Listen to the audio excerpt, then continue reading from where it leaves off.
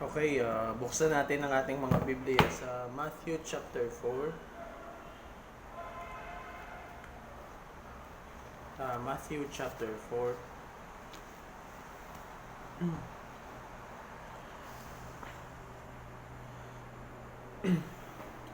Verse 1 hanggang 2. Verse 1 hanggang 2. Banggit na natin kagabi na pag-aaralan natin itong Matthew chapter 4 verse number 1 to 11. So ngayon, sabi dyan verse 1 and 2, Then Jesus was led up of the Spirit into the wilderness to be tempted of the devil. And when he had fasted 40 days and 40 nights, he was afterward an hungered. So tayo ay manalangin. Dakila naming Diyos, maraming salamat Panginoon sa panibagong umaga. Dalangin po namin Panginoon na Ikaw ang patuloy na maitaas sa aming kalagitnaan. Nihiling po namin Panginoon na patuloy niyo po ang anumang pagkilos ng dyablo. Patawad Panginoon sa aming mga nagawang pagkakasala at pagkukulang, mga bagay na hindi naging kaaya-aya sa iyong paningin. Panginoon, muli mo po kaming linisin, Ama. At dalangin po namin, Panginoon, na gawin mo pong muling tama ang aming mga puso sa inyong harapan. Hiling po namin, Panginoon, na gabayan niyo po kami sa aming pag-aaral. At dalangin po namin, Panginoon, na Ikaw sanang maitaas. Ama, maraming salamat po sa pag-extend mo ng aming mga buhay sa pangalan ni Jesus. Amen. So, sa Matthew chapter 4, verse number 1 to 11. Matthew chapter 4, verse 1 to 11. Ang pag-aaralan natin is the temptation of Jesus Christ. Dito, sa verses na ito, tinempt si Jesus Christ ng dyablo. Tandaan natin na ang temptation ay hindi kasalanan. Ang kasalanan ay ang pag-yield or bumigay sa temptation. At ito makikita natin yung maraming bagay patungkol sa paano tinempt si Jesus Christ, saang part ng buhay ni Jesus Christ tinempt siya. At dito makikita natin yung picture nung sa dyablo. Sa dyablo tayo magfo-focus kasi nga ang talakayin natin or ang topic natin is about the devil. So number 1, ang pag-aaralan natin number 1 kasi apat na to. So number 1 ang pag-aaralan natin ay yung the devil's deceit. Deceit or is deceive. Deceit, the devil's deceit. So ano ba ang panlilinlang ng dyablo dito? Paano ba tayo nilinlang? Saang part ng buhay natin tayo nililinlang ng dyablo? So dito makikita natin na sa verse number 1 makikita natin yung deceit ng kaaway sa atin. Then was Jesus led up of the Spirit into the wilderness to be tempted of the devil. Makikita natin sa verse na ang banal na Espiritu ay nilid si Jesus Christ sa wilderness para i-tempt ng devil. Siguro maraming beses sa ating buhay na nagkaroon ng hindi magandang pangyayari, tapos iisipin natin na sa dyablo kaagad. Of course, dyablo naman talaga ang may gawa. Ngunit yun nga, inalaw lang ng Panginoon. Pero dito makikita natin na nilid si Jesus Christ ng banal na Espiritu para i-tempt ng devil. So dito sa anong part ba tayo nililinlang ng dyablo? Letter A is about God's way. Tayo ay nililinlang ng dyablo patungkol sa God's way or patungkol sa ang pamamaraan ng Diyos. Nililinlang tayo ng dyablo sa pamamaraan ng Diyos. patungkol sa pamamaraan ng Diyos. Sa Psalm 23 verse number 4, Psalm 23 verse number 4, makikita natin dyan yung sinabi ni David. Psalm 23 verse number 4.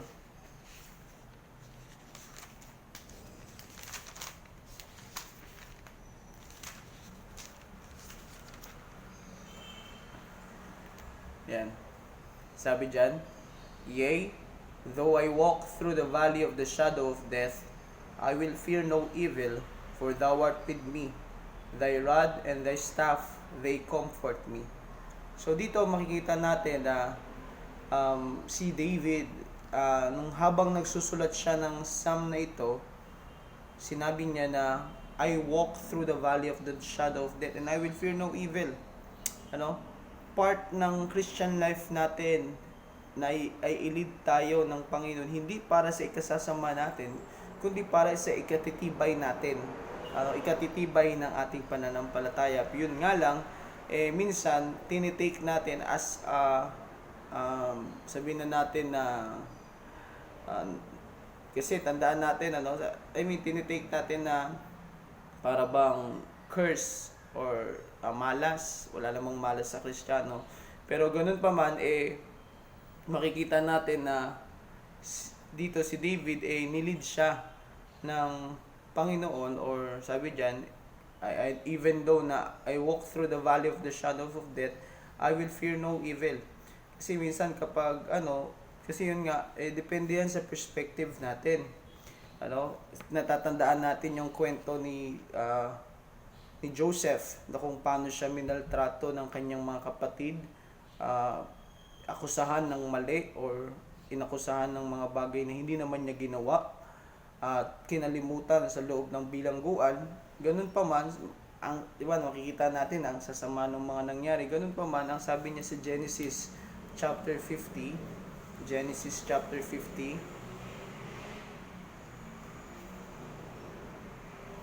verse number 20.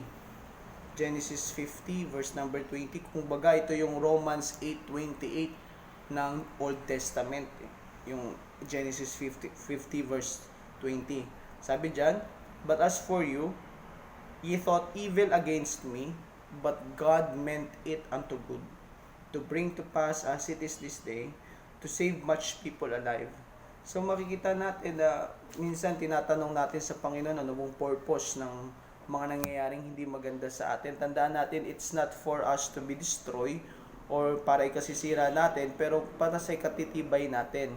At ang isa sa panlilinlang ng dyablo, yung sabihin niya na kapag may problema tayo, sasabihin ng dyablo sa atin, ayan, kinalimutan ka na ng Panginoon. Nilagay ka niya dito, tapos mapapahama ka rin naman pala. Ilalagay ka niya dito, tapos ikasasama mo rin pala. Tandaan natin, ang buhay ng Kristiyano, hindi lang tayo tumatanggap ng magagandang bagay, kundi yung mga parabang hindi kaaya-aya sa ating buhay. Kagaya ng perspective ni Job, yung sinagot niya ang kanyang asawa, sinabi niya na makakatanggap lang ba tayo ng mga mabubuting bagay sa Panginoon. So dito, ang panlilinlang ng dyablo sa atin or ang panloloko ng dyablo sa atin yung isipin natin na ang will ng Panginoon or yung way ng Panginoon puro smooth sailing lang. Katandaan natin yung sa mga mananampalataya, diba? Nung panahon nila Apostol Pablo, kung paano sila pagpapatayin, kung paano sila i-persecute. At doon sa binasa natin sa Matthew chapter 4 verse number 1, si Jesus Christ ay nilid ng banal na espiritu to be tempted. At yun nga, sabihin na natin seemingly na bakit kailangan pa siyang dalhin doon para lang mapahamak. Hindi po sa ikapapahamak. Tandaan natin na ang temptation is a test. Temptation is a test of character. For God, hindi ito para sa ikasisira natin, kundi para sa ikakatibay natin. At dito ngayon nga sa kwento ni Joseph, sa kwento ni Job, sana wag nating isipin na kapag nagkaroon ng tagutom, kapag nagkaroon ng problema, hindi kaagad part ng plano ng Panginoon. part ng plano ng Panginoon yan, ano, na i-allow niya yung mga bagay na hindi maganda sa ating buhay, ano. So number one, yun nga, the deceit of the devil. Number one is the deceit of the devil's deceit. Pero yung letter A, patungkol ang panluloko. Kumbaga sa Tagalog, yung number one natin, yung panluloko ng diablo. Yung letter A natin is patungkol sa patungkol sa pamamaraan ng Diyos. No? Kasi ang pamamaraan ng Diyos hindi natin maarok or hindi natin makontain sa ating utak, hindi natin maiintindihan yan until such time na dumating yung tamang panahon na mai-reveal ng Panginoon at masasabi mo na lang na kaya pala nangyari sa akin to kasi para dito yan, ano. So all things work together for good to them that love God, no? So letter B is the devil's deceit or ang panininlang ng diablo. Kanina patungkol sa pamamaraan ng Diyos, ngayon naman is laban sa salita ng Diyos, ano, against God's word. Kanina about God's way, ngayon naman against God's word. Buksan natin ang ating Biblia sa Matthew 1 Corinthians chapter 14. 1 Corinthians chapter 14.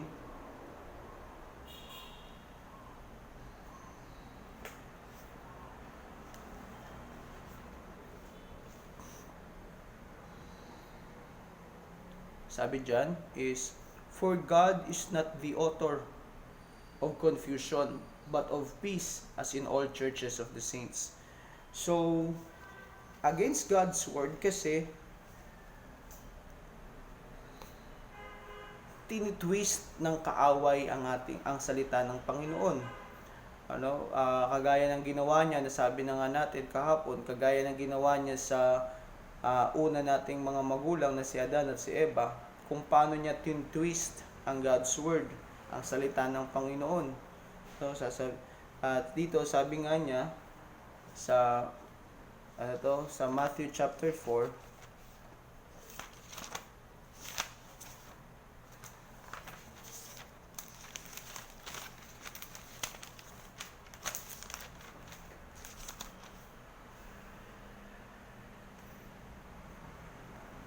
yan o. Tignan nyo so verse number 4, Matthew chapter 4, verse number 3, verse number 3, verse number 6, at verse number 8, verse number 9, o verse number 3, verse number 6, at verse number 9, makikita natin na ang diablo, tinitwist niya ang salita ng Panginoon. Sabi niya sa verse number 3, kung ikaw ang anak ng Diyos, gawin mo nga itong mga batong ito na maging tinapay. Ano? At pwede naman gawin ng Panginoon, di ba? Alam naman ng diablo yan Pero confusion ang hatid ng diablo. Tandaan natin, ang purpose ng Panginoon dito sa lupa, hindi para gawing tinapay ang mga bato, kundi iligtas ang mga tao. Ano? At dyan, sa verse number 6 pa nga, sabi niya, if thou be the Son of God, sabi niya, cast thyself, sabi niya pa nga, verse number 6, for it is written. Alam ng diablo, kumbaga, kumpara sa ating mga mananampalataya, mas alam ng diablo ang salita ng Panginoon. At tinitwist niya na ito, hindi para mag-grow siya sa pananampalataya, kundi para i-twist. At para sa atin, mga mananampalataya na hindi madala sa mga panininlang at panluloko ng diablo, kailangan nating ibabad ang ating sarili sa salita ng Panginoon.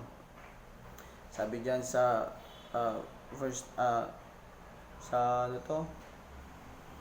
may nakalimutan ko na yung verse. So ganun pa man, makikita natin na yun nga, ang panlaban natin, yun nga, Ephesians chapter 4, verse number 14. Alala ko yung verse. Ephesians 4:14, ang binabanggit, upang tayo ay hindi masway, para bang bata na mabilis lang matangay, mabilis mauto. So, ang atake ng diablo sa pamamaraan ng Diyos at sa salita ng Diyos, At dito, throughout the Bible, makikita natin na gagamitin ng dyablo ang salita ng Panginoon para malinlang tayong mga tao.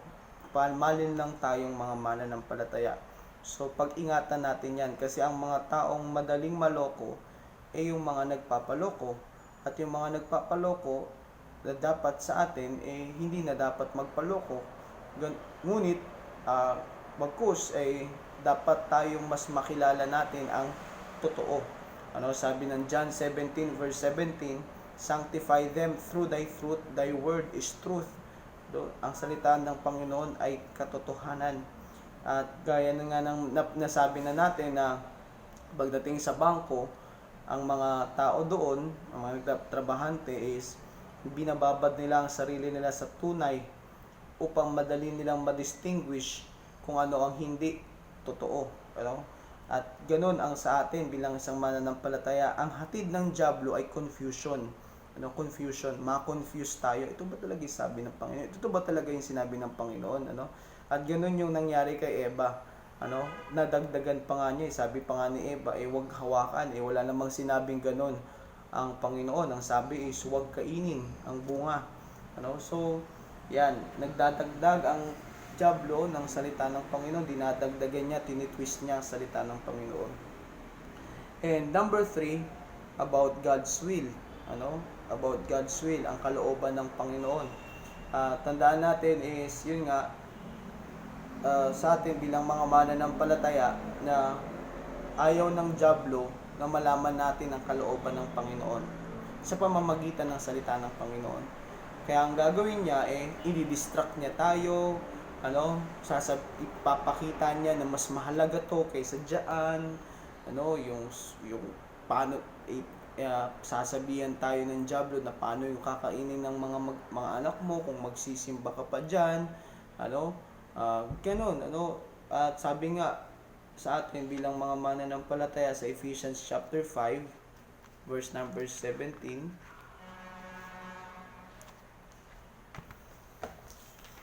Ephesians 5 verse number 17, sabi dyan, wherefore be not unwise, but understanding what the will of the Lord is. Understanding what God's will for us.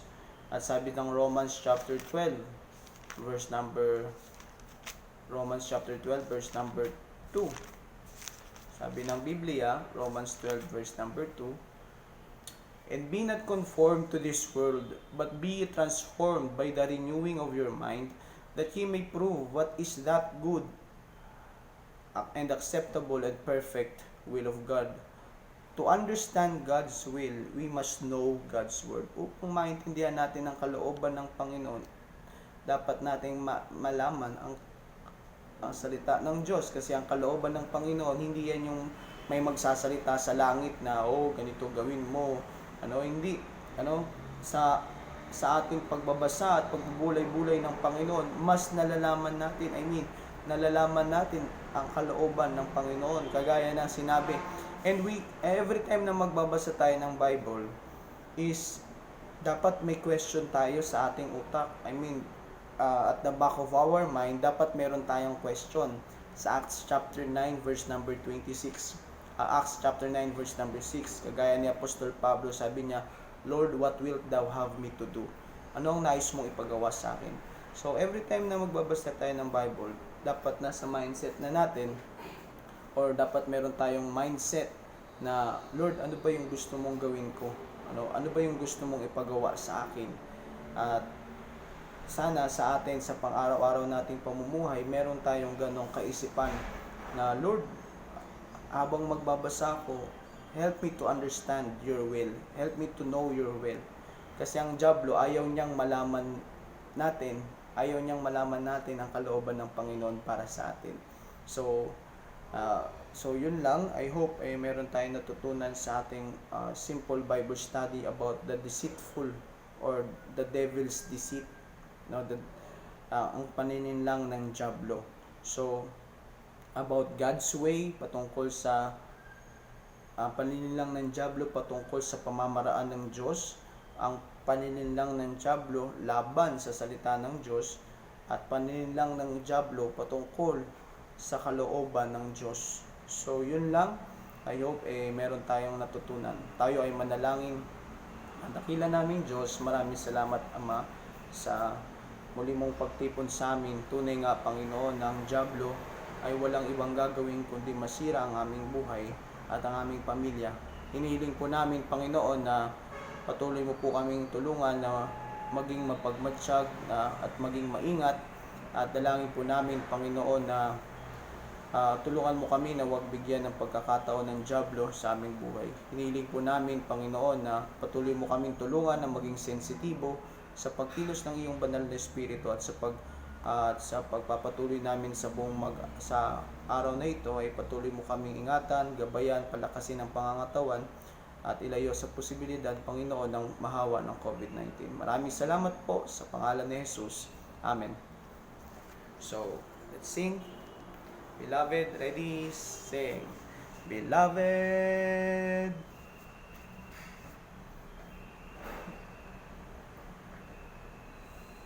for love is of God, and everyone that loveth is born of God, and knoweth God. Knoweth that God, for God is love. God is love. Beloved, let us love one another. Verse 4, 7, 8.